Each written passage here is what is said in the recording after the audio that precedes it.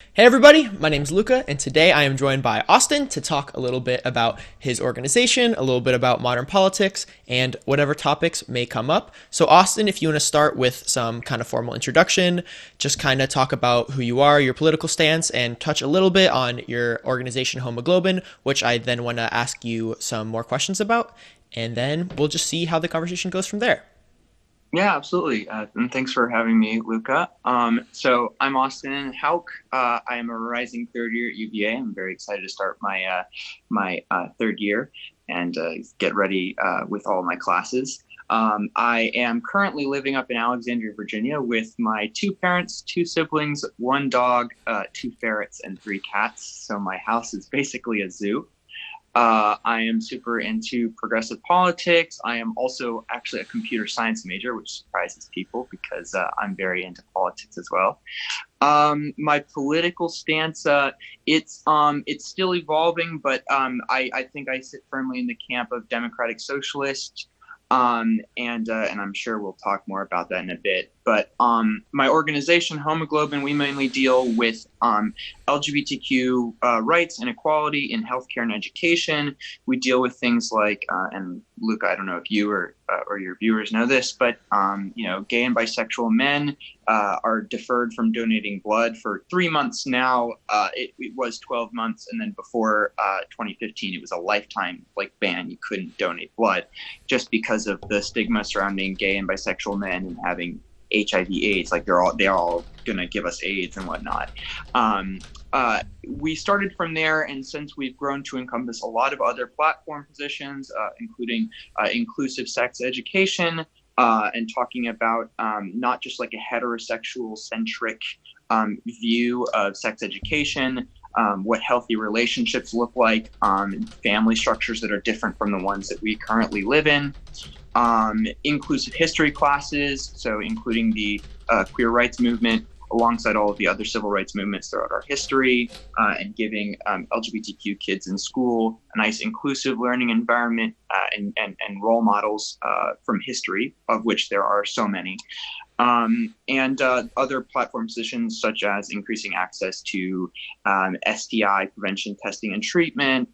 We also focus on like single payer healthcare. We do all sorts of stuff, promoting kind of, again, that vision of LGBTQ equality in healthcare and education, and more broadly speaking, ensuring everybody has access to adequate healthcare, both sexual and otherwise. Alrighty, so when did you start, and it's called Homoglobin, is that correct? Mhm. So when did Yes. you start it, and how did that initial kind of startup process go for you? Yeah. So it was really funny because last summer 2019, it started off. It was like the bridge summer between my high school and college, and I was just like, I didn't really know what to do with my summer. I didn't really know like what I wanted to do and get involved in like civically while I was in school. I interned for a state senator for a little bit.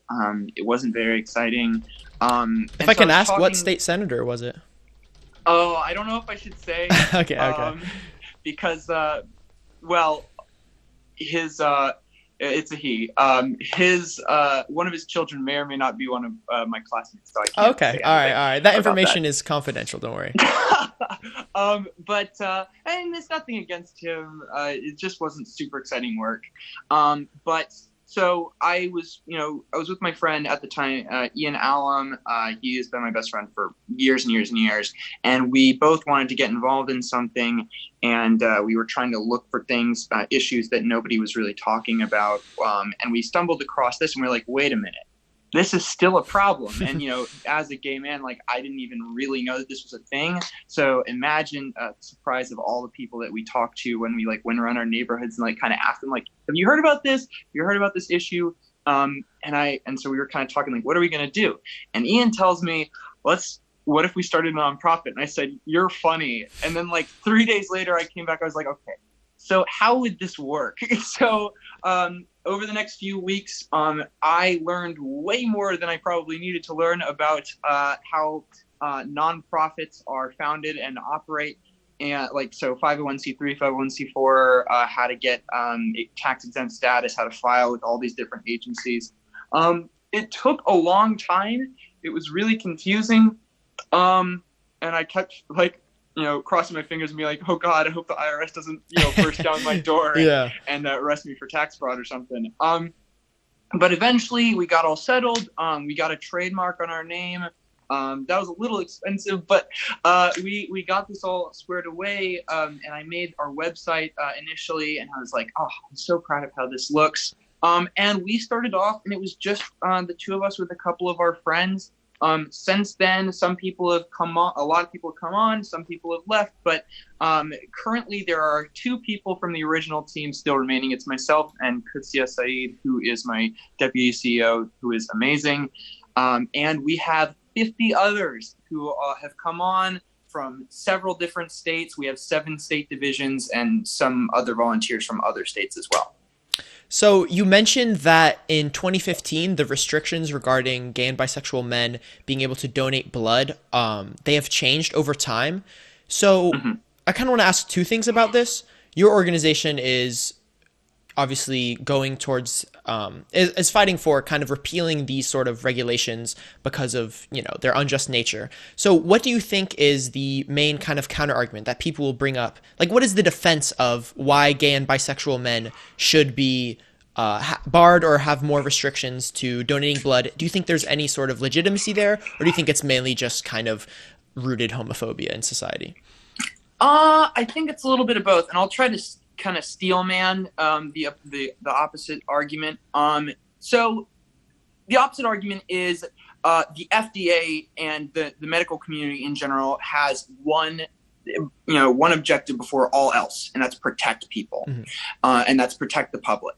So when you consider the fact that it is true that gay and bisexual men particularly have much higher rates of HIV/AIDS infection than the heterosexual population, when they are considering those numbers to them, because they have that one objective, which is keep people safe, it can make them, even if there are advancements in testing technology, even if there are new studies that show there are earlier ways to detect it, the testing methods for donation is getting better and better, it still makes them really, really, really hesitant to make any big major change.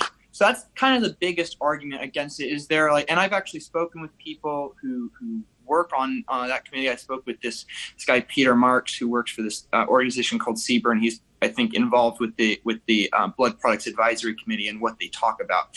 And he sort of said, yeah, barring some really big study coming out or a significant advancement, we're probably not going to meet on this sort of thing again. And as you saw, it took a pandemic for them to reconvene and be like, okay, we really need blood. And it's pros and cons. People are dying from this disease. So we can either let them die with this disease, or expand the blood pool and maybe give them a chance of giving them another disease that is treatable, which, by the way, a lot of people don't know that HIV used to be a death sentence and it no longer is. You can actually, if you catch it early enough, depending on the person, between 3 and 5 years, you can pretty much halt the transition to AIDS, which is a life-saving thing. There are a few different drugs that they use to do that, but I won't touch on those here. That's the main counter argument, is public safety. And of course, my argument against that is, like I mentioned earlier, there have been significant advancements in decreasing what's called the window period, which if you don't know, I can explain that really quickly. Yeah, go ahead. If you'd like me to. So basically, when somebody first contracts HIV, if they go and get tested immediately after, it's going to be a false negative, because to be tested positive, your body has to go through a process called seroconversion. And what that means is it's about a week long. It depends on the person. Could be a couple days, could be multiple weeks. The average is a week long process where your body is converting from HIV negative to HIV positive. So the problem is there's a window period in which you could have been exposed to the disease, but you could test negative. So the problem with that is, let's say I HIV, I go and donate blood, and I test negative. They test the blood then, because they test all blood, by the way. And they test negative. So they test blood after they draw it then? Yes, they test blood after they draw it. So if someone donates blood within their window period, they would test negative because their body hasn't undergone those changes. So even if they test for HIV in the blood sample that's drawn, there's still a chance that there could be HIV in that sample. Correct. Okay. Yeah, that's correct. And again, this is something that, by the way, that can happen to anybody. That's the point that we keep trying to stress. It's not strictly just gay men and bisexual men who are getting HIV. That's the problem, is that, like, there are two competing scientific principles here. One is keeping the public safe and not taking unnecessary risks, because some people might perceive this to be a risk that, if we offend some people, but we definitely keep people way safer from getting this disease. That's one scientific principle. And the other one, which is an opposing force, is this is a fundamentally unscientific principle, because especially when you make blanket statements about entire groups of people, you can have a really, really, really promiscuous heterosexual man, heterosexual woman, especially like in college, people get around a lot, right? Who sleeps with several different people. And they would be good to go and donate blood whenever they want. Doesn't matter. They don't even need to get tested. I mean, their blood will get tested afterwards like everybody else's, but they don't need to know their HIV status. They don't need to be super abstinent. Meanwhile, a gay man or a bisexual man who is with a male partner, maybe they've been in a committed monogamous relationship for 20, 30 years. One of the letters from supporters I got was from somebody who had been with his partner for I think decades, and monogamous, completely committed. And he's like, yeah, they still turn me away. I've been to so many different blood facilities. That is where it gets to be ridiculous. Yeah, because right? it seems like they're not necessarily just screening for public safety. They're just screening along the lines of sexuality. Like you said earlier, you could have someone who is heterosexual and they could be very high risk for HIV, but we don't even have the infrastructure to really tell that. But instead we can use the more blanket statements, which end up discriminating against people who are trying to donate blood to help people out. So yeah, there's been a big push to shift, especially recently. I think the FDA is doing a study now, ever since they moved it to 3 months, which is actually in all the countries. Ooh, sorry, go ahead. I just wanted to kind of bring up. So what were the restrictions in 2015 and how have they changed? And then what has the FDA's kind of reasoning been behind the change? Why have they shifted their perspective from, you can't at all to 12 months to 3 month window? Yeah. So in 1983, which is when it originally was put into place, during the height of the HIV/AIDS epidemic, it was a lifetime ban. And it was just, I think there was the 4 H's. It was homosexuals, hemophiliacs, Haitians, and it was a really racist, discriminatory thing. They called it the 4 H's. I forget what the other H was, but homophiles. There you go. Homophile. I don't know. Something discriminatory. Something discriminatory. Yeah. I forget what it'll come back to me when it's not important. But for the next 32 years, nothing changed, right? And then in 2015 they moved it down to 3 months or to 12 months. And so their reasoning behind, by the way, it doesn't really do anything because nobody's staying abstinent for 12 months to donate blood. Yeah. So that's it's lip service, right? Yeah. It didn't do anything really, but they decreased it, and it was an extremely cautious measure. Their reasoning was, I suppose, to decrease the stigma. It didn't really do anything practically at all. Because I'm a consequentialist and oh, you might say on paper, a year is much less than lifetime, but it doesn't matter because in practice that's almost completely meaningless. Now 3 months is a lot more meaningful. It's a lot better in the right direction. Obviously we want it at 0. Yeah. But 3 months, which happened, I think late last year. No, it was Okay, so the Red Cross recommended it last year, and then the FDA changed it early this year. That's right. So the reason that they did that was, one, because of the pandemic. Two, because a lot of other countries had already arrived at 3 or 4 months. And the way that they calculate that, I'm pretty sure, is they take whatever the window period is of the least accurate test for the longest window period STI, which I think is Hep C, which is like 3 weeks or so. That's the window period for Hep C, and they multiply it by 2.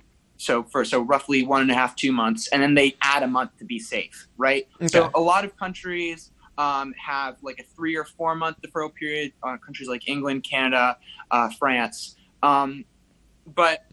And so when you speak about the deferral period, you're referencing basically if you go to donate blood as a gay or bisexual man, you have to say, I've been abstinent for this amount of time before donating blood.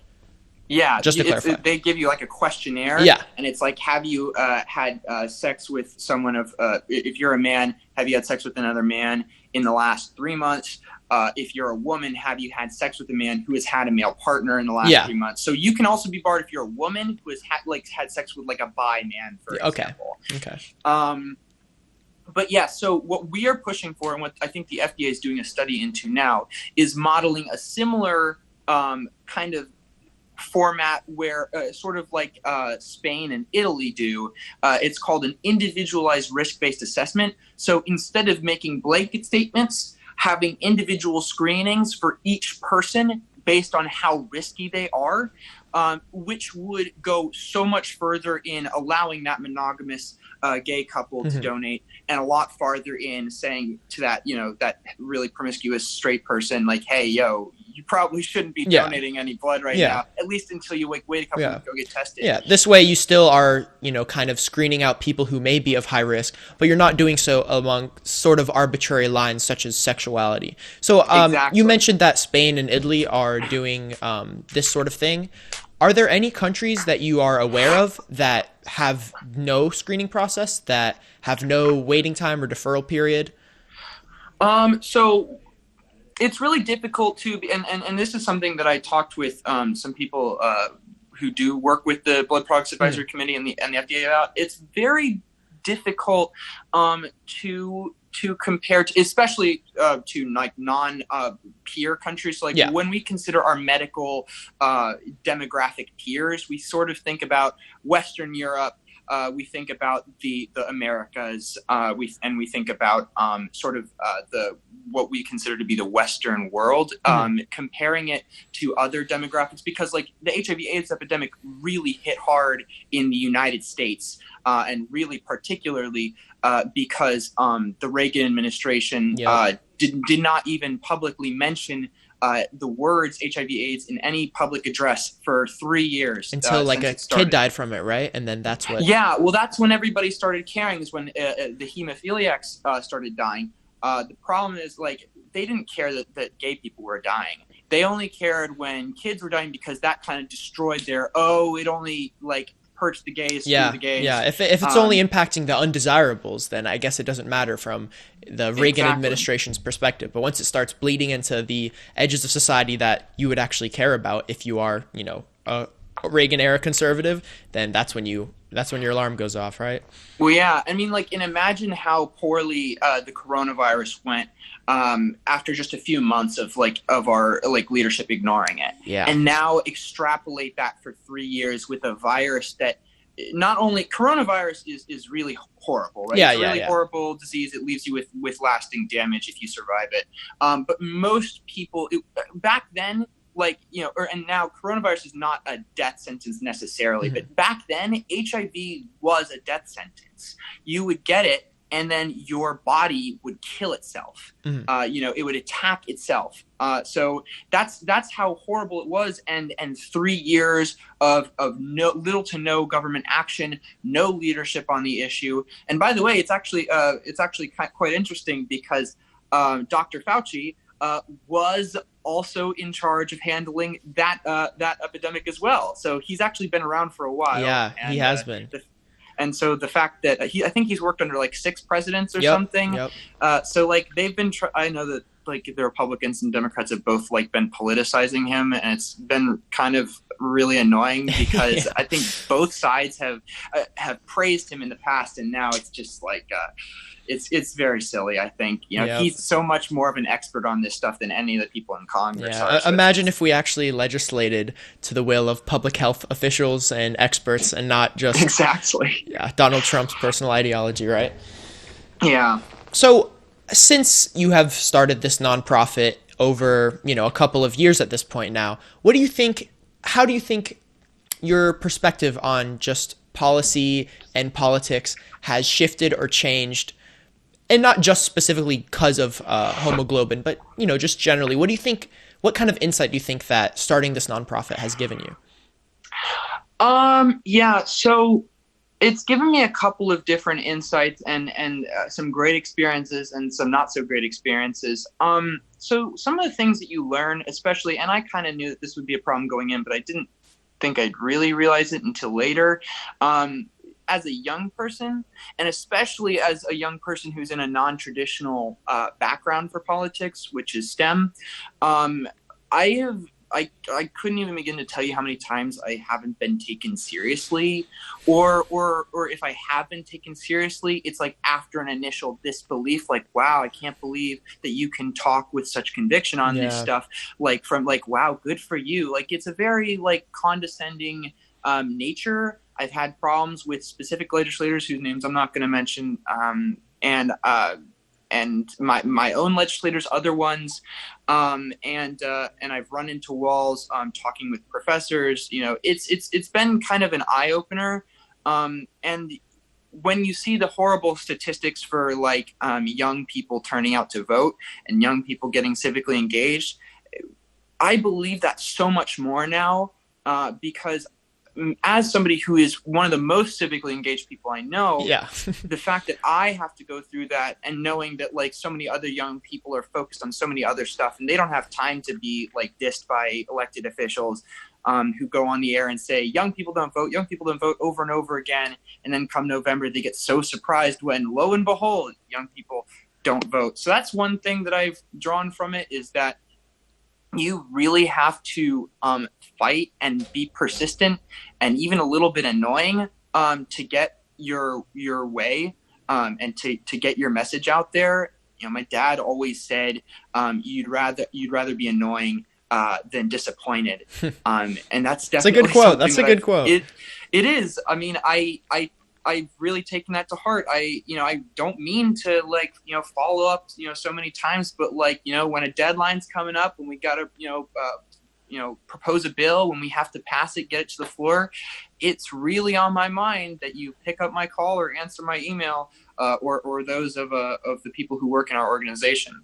Now, that being said, on the flip side, I've learned how awesome it is when a bunch of young people get together and empower each other using the ethos of something like a 501c4 nonprofit.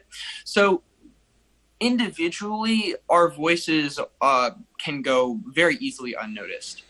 But collectively, in 50 people now after a year and growing, giving people, especially young people and people from STEM backgrounds and other non-traditional backgrounds, people from low-income families, people from marginalized communities, an actual voice and an actual responsibility to their work really serves to empower them, prepare them for future careers, give them something to put on their resume, practice their advocacy skills, and really grow. And it's something that I wish I had when I was younger. I hadn't had, when I was younger, I didn't have access to all these opportunities. And we see all these poli-sci majors and public policy majors who have already been interning for like Nancy Pelosi or Chuck Schumer or stuff. And I'm just like, those opportunities are not afforded to the vast majority of young people. So giving them those opportunities, throwing them in the ring, giving them the tools they need to work with, but just being like, go, like you have these tools, you have a responsibility. We give you the opportunity to squander instead of not giving you the opportunity at all. So that's kind of the plus side. I've seen a lot of young people really step to the plate and work together to actually collectively make our voices heard. So, I've seen, at least personally on my social media, so maybe this is a little bit anecdotal, but I guess you could also look at just voting age trends. I do see a big a large sentiment of people who are young who do just not have any faith in electoralism and are making the conscious decision this November to not vote because they feel like both of the candidates are going to be equally bad. And what would your kind of message be to these people? How do you think that we can kind of reach out to people who feel so disaffected from the political landscape? Maybe, like you mentioned, they haven't been taken seriously because of their age. But as you also mentioned, if a lot of young people, even if they're not taken seriously, if they all get together through collective action, we can achieve and push for very meaningful legislation. So what's your kind of statement towards people who feel disaffected? So first and foremost, it's and this probably is old news to them at this point, but I get it. And I mean, I was a supporter of Bernie Sanders in the primary. I got my Bernie pin right there. You can't see it though. Oh yeah, I actually just my old Bernie sign got ripped and I couldn't find it anywhere on the internet. So I called the Bernie Sanders store and I got routed through a couple times. This wonderful woman is like, "Oh, we still have some. Would you like some?" That's incredible. I was like, "Thank you." So I actually have some more over there. Just got them in the mail. But yeah, I was a supporter of Bernie Sanders. I knocked doors for him down in South Carolina on the weekend of the Nevada caucus, and personally, I can't tell you a moment in time when I felt more hopeful than after a long day of knocking on doors. It was really cold. It was February 21st or 22nd. I can't remember the exact day. It was really cold. We had spoken to so many really great people from low-income neighborhoods, right? Roads that no other campaign had gone down. We had been making a really hard effort, and then we came back to the campaign headquarters in Beaufort, South Carolina, and we watched the results come in, and Bernie was crushing it. And there was, for a moment, we really thought something was happening. And then, of course, South Carolina and the moderates consolidated, and the rest is history. So I understand what it's like to feel completely defeated and to feel completely just disengaged from it at this point. Like, well, if we couldn't do it in 2016, we got beat even worse in 2020. How are we going to bounce back from this? What's the point of even voting? And actually, before COVID became a huge problem, I was one of those people who was contemplating, well, how can I most effectively use my vote in Virginia, doing all this political calculus. In Virginia's probably blue anyway, so if I help like a minor party get to minor party or a third party get to minor party status and get federal funding, maybe that's the best use of my vote. I was thinking about it very pragmatically and thinking like, how can I best use it? But here's where all this changes, and here's why I diverge now because of the coronavirus from a lot of my peers who might be saying the things that you were saying. With COVID, you can't take anything for granted. You cannot take for granted that California is going to be blue. You can't take for granted that New York is going to be blue, because we saw what happened in the Democratic primaries up in New York. A quarter of the ballots got invalidated. If that happens and 75%, like 3/4 of Democrats are voting by mail, 3/4 of Republicans are voting in person, whose votes do you think are going to be counted more? And so what I'll say to them is, in another election, I would hear you. In an alternate universe, maybe where there was no virus, and you could be certain that your ballot would be counted, you could be safe going to the polls on election day, I would understand wanting to exercise your vote in sort of a moral capacity. But what I would say is hear me on this.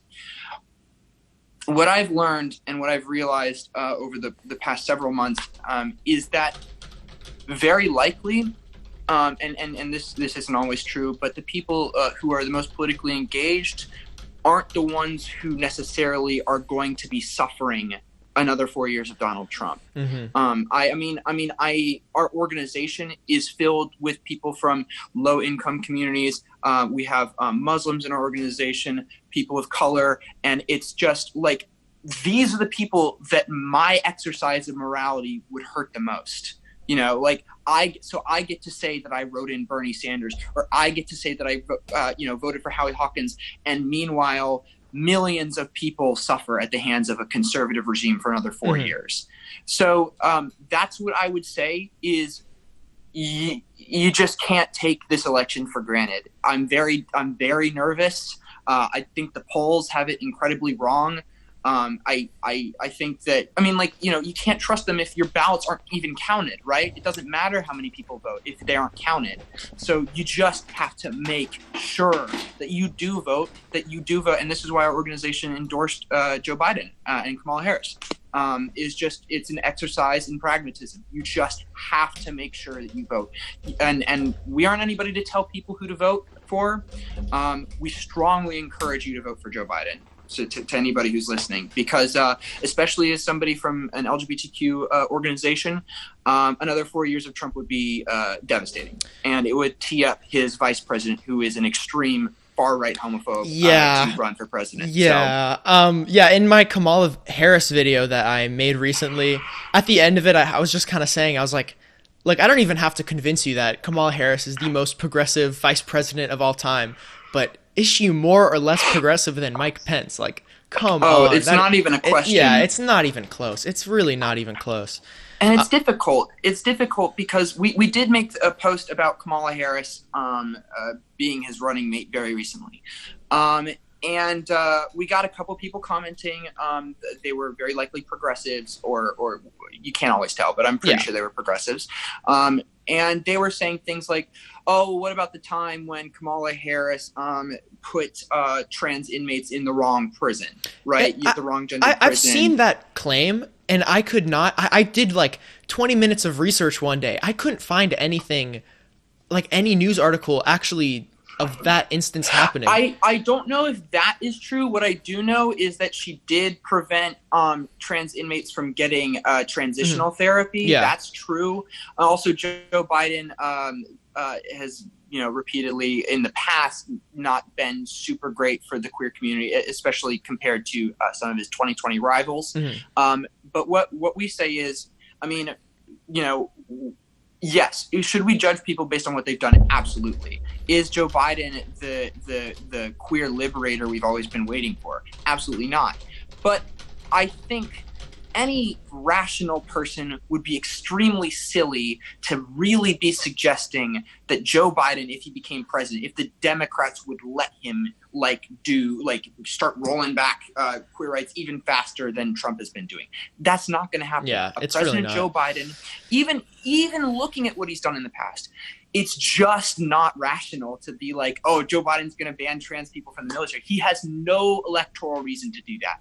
He has no reason, no personal reason, no moral reason, no electoral reason. It would be horrible for him to do that personally. It's not in his interests. So I think that any rational person should see that there's no way that he'd actually be doing that stuff in the modern day. I mean, I agree with that, like 100%. I do think it's important to take into consideration the history of a candidate, vice president, president, because it could very well kind of show you or show us how their policies are going to be today. It's not like you're completely disconnected from your past, but I do also think, especially with politics now, like if you just look at Joe Biden's climate policy, this is heavily borrowed from the Green New Deal that Ocasio-Cortez and Sanders were very heavily promoting. Like if there are issues that people want to see happen, like we do live in a democratic country, Joe Biden is not going to start repealing LGBT rights anytime soon, because that would be incredibly electorally unpopular for him. He would just lose so much support from the left and probably a little bit of people from the right, I'm sure.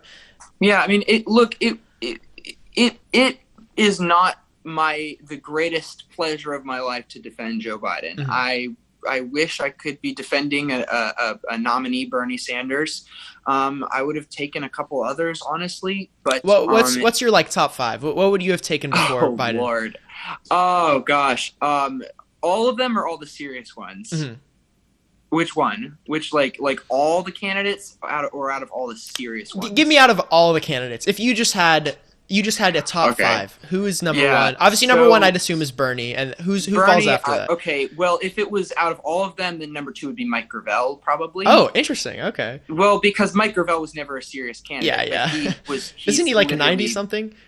Yeah, but I don't really. The thing is that what a lot of people didn't understand, by the way, about the primaries, about like Bernie Sanders. Well, Bernie Sanders is a really old man, and he's white, passing a Jewish man from New York, right? And he's super old. Why are all these like really young people, really diverse coalition of young people supporting him? That doesn't make any sense.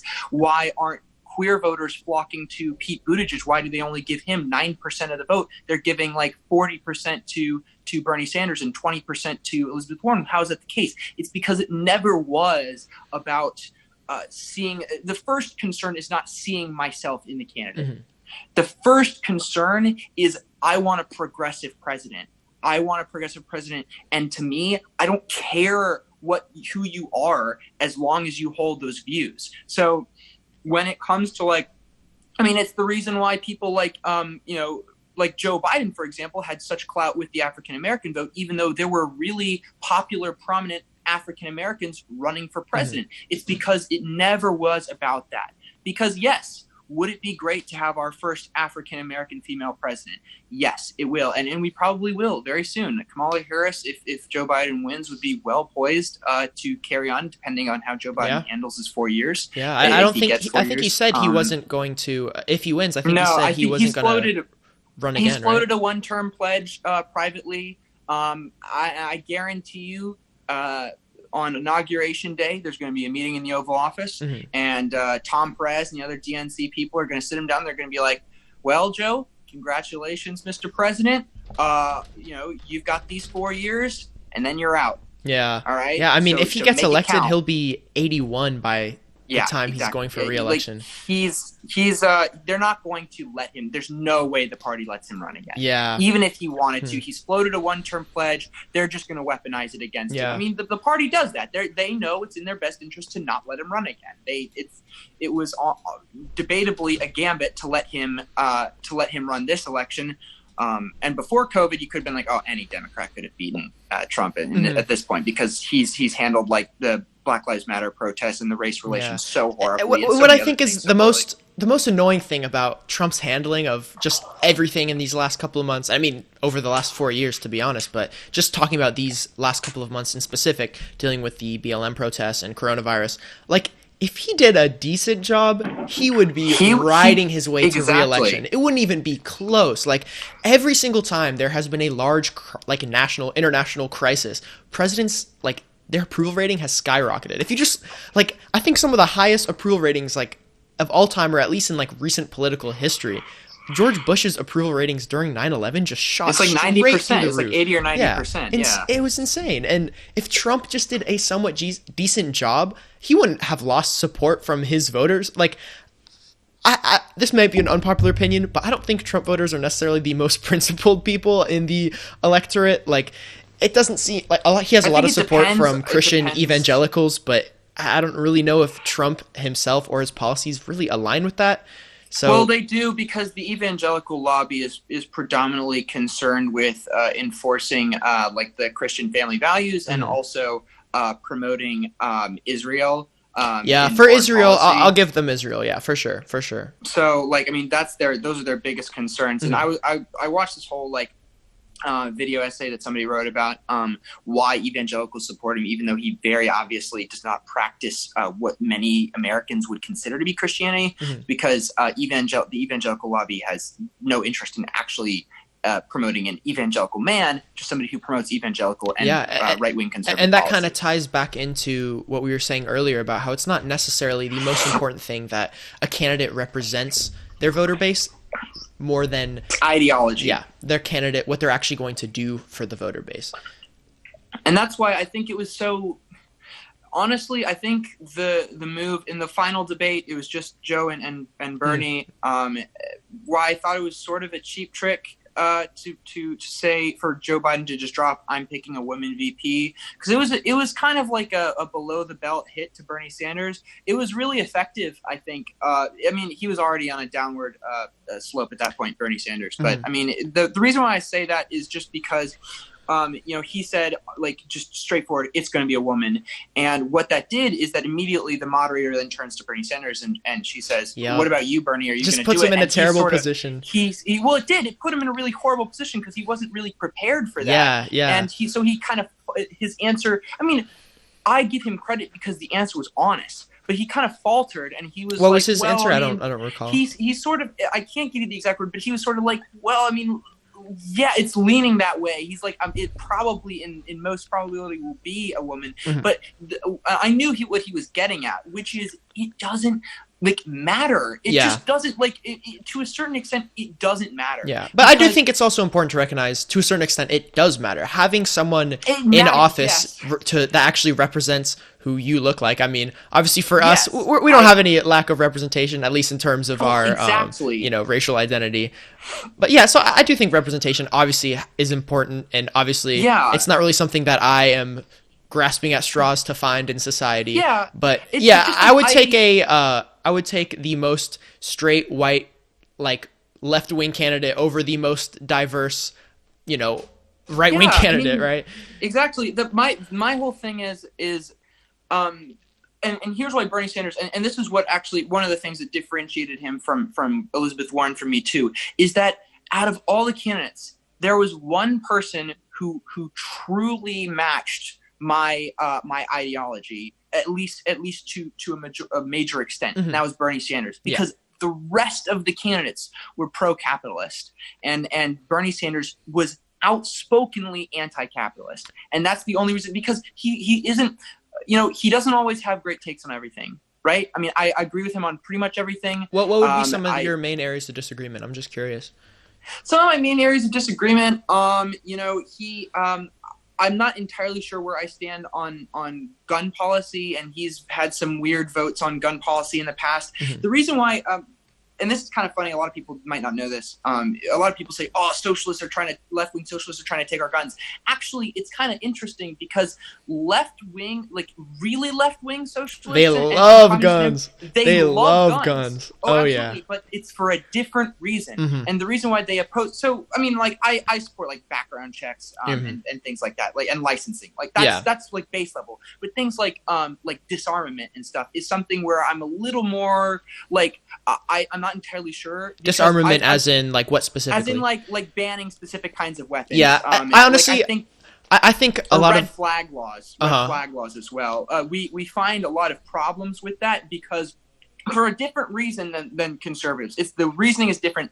The outcome is the same. The reasoning is things like red flag laws, things like banning certain kinds of weapons, that is predominantly enforced against minorities and against leftists by a police state. So. I think especially when it comes to, I'm not as clear on the specifics with red flag laws, but when it comes to banning specific type of weapons, I do think a large portion of people who are pushing for this, I think it almost comes out of just ignorance about how firearms operate, how they're supposed to work.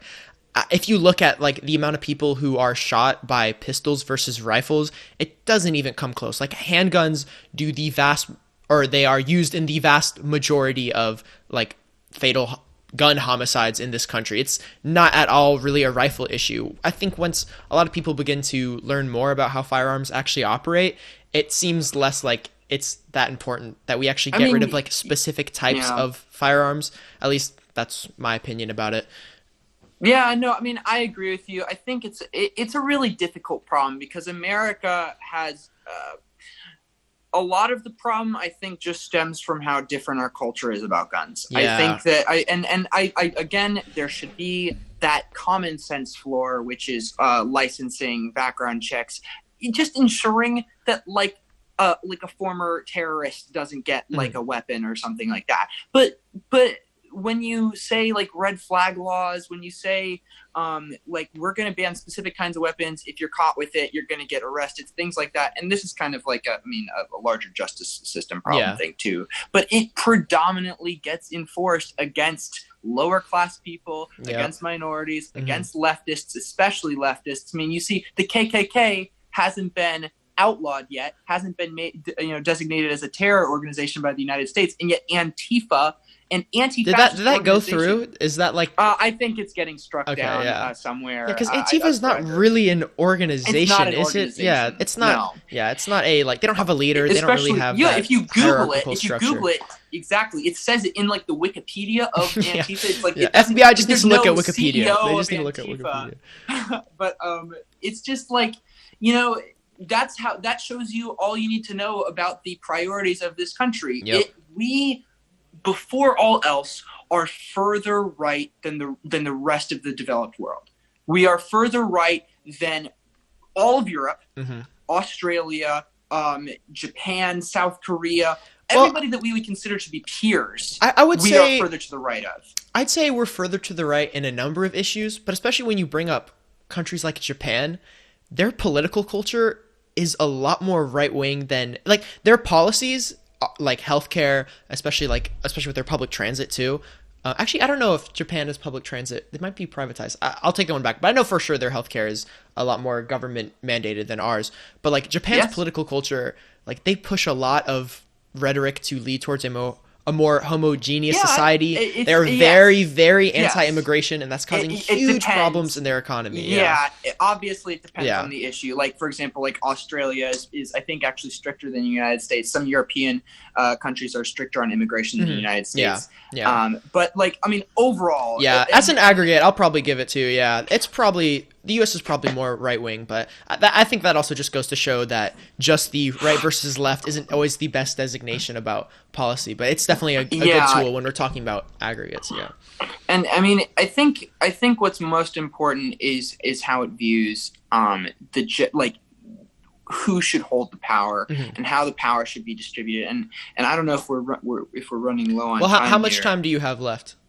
Like 5 minutes. 5 minutes. All right. Well, we'll just keep going on with this conversation then. All right. Okay, and we can also continue this at some point. Yeah, well. I totally love to have you back on. I want to definitely talk more about anti-capitalism versus capitalism. I think that's where we'd probably start to delineate on the left there, and I think that'd be a good discussion for sure. Yeah. So when I'm talking about like who controls the power, the difference between a lot of these countries, I actually wrote about this in one of my papers. I forget which class it was for. It might have been for my politics class. Yeah, I think it was. And why the countries' handling of the coronavirus, is not about government structure. It's about fundamentally how they view healthcare and how they view the health of its citizens. So I think the examples I brought up were South Korea, and Australia, and it might have been like Japan, I think. So like Japan is like a presidential republic, right? Yep. No, South Korea is a presidential republic. Australia is a parliamentary like system, and it was Vietnam was the third one. Vietnam is like a communist state, right? I mean, it's one of the closest you could get to like it has a communist party, and so what do they have in common, government structure wise? Nothing. Right? They have nothing in common. I can tell you one thing they have in common. Donald Trump is not the leader of their country. Well, yeah, that's obviously something that they have in common. Yeah. But like what I wrote about there is it doesn't matter if the country is formed in a communist setup, if it's formed in a parliamentary democracy setup, or if it has a presidential republic. It doesn't matter. What matters is, does the country fundamentally at its core commoditize healthcare or not? And the answer in all three of those countries is not. We don't. It is a fundamental right. I mean, you look at all the countries other than like New Zealand, I think United States is the only country that allows drug commercials. And wow, that's interesting. See, that's something that you don't even think about. Like living in the U.S., that's just it's so commonplace. Yeah, exactly. Because in Europe, there's also like tons of regulations on like sugars and foods and what's allowed to be in your food, because they fundamentally care about the health of their people before corporations. Well, I think it's more necessary than just corporate versus. Well, I mean, they care about their people. Period. That's the function of government. But what I was getting to is, I also wrote you talking about a paper you wrote reminded me about a paper I wrote, where I wrote about how the U.S. really fetishizes rights in our society. And I think that really played out in, the coronavirus initial kind of spread in early You March. mean individualism? I would say individualism is more Well, of yeah. a Well, proper yeah. And I term give, than like, if you rights. read the paper, I give a very strict definition for rights. But, Okay, someone's gotcha. individual right to not wear a mask is more Yeah. important than the right of everybody else to live freely without being infected by coronavirus. And it kind of just plays into the larger notion of what it really means to be free. Like, is a society more free if they all have private healthcare that costs them a lot more and gives them worse outcomes, and they have the choice whether or not they want to wear a mask, but they also, spread coronavirus more? Like, what is actually the freer society? And if you just look at freedom through the paradigm and through the perspective that freedom means the government can't tell me no, then I think you're really missing the big picture. And Yeah. I think that really plays into a lot, America's healthcare system. Yeah. I do think the healthcare system is probably more corporate, though, because the amount of, like, if you just look at public versus private spending in countries, America's public spending is pretty much exactly the same as a percentage of the GDP than comparable countries that have, universal systems like Germany, Switzerland, you go down the list. But our private spending is just through the roof, and that's what causes our, spending to be so much more bloated than it really needs to be. Yeah, and what I'll leave it off on is when we talk about oh shoot, I had a train of thought. Let me get it. So you got to have a little notepad. I have a little notepad on my second monitor right here, just so I don't forget. Yeah. Yeah. But yeah, I mean, rights. We think about like we have like free will. We all you're right. You are right in the sense that we fetishize that we have free will. Mm-hmm. But what a lot of Americans, even the ones who really profusely like proclaim sing the merits of our free society, the true fact is that it isn't free because the choice is between, in a lot of cases, is between like paying a shit ton for healthcare and going uninsured. Yeah, it's between working 60 hours a week and starving, Yep. or living out on the streets. Just because you have more choice doesn't necessarily mean you're more free. Exactly. You that is not a choice that any. That's not. It's like an illusion of choice. Yeah. So that's what I would leave it off on. Is just that, like, we think we're a lot more free than we really are. Yep. And until we make it true that survival is not what's driving everybody, but rather everybody has their basic needs met, and then that's when we are going to be able to actually push our society forward, develop new technologies, innovations. We can go to Mars and do all this stuff. That's when we can focus on that stuff. Everybody can focus on bettering themselves in the country when they're not focused on where their next meal is going to come from, or if they're going to break their leg the next day at work. Mm-hmm. I'd agree with that, but I think that's also a great way to segue. If you want to come on again, then we can talk about capitalism, a little bit more economics. But I think you're out of time, and almost an hour, which is like the perfect amount of time. That's exactly what I was shooting for. Awesome. So you have any closing remarks? You want to plug your social media for Homoglobin, your personal stuff? Yeah, sure. So our link is www.homoglobin.org, and you'll find all sorts of stuff. All of our social links are at the bottom of the page on there, but and I'll put them all in the description as well to this video. Awesome. Yeah, and you can see our annual reports that just got released. You can see all the stuff that we try to be completely transparent, give you updates on what we're doing, and you can check it out at that website. Alrighty, Austin, thank you so much for coming on. I think this was a great first conversation. I'm looking forward to do more of these. I know there's some other people who I've been talking to that want to come on, but I'd love for you to come on again.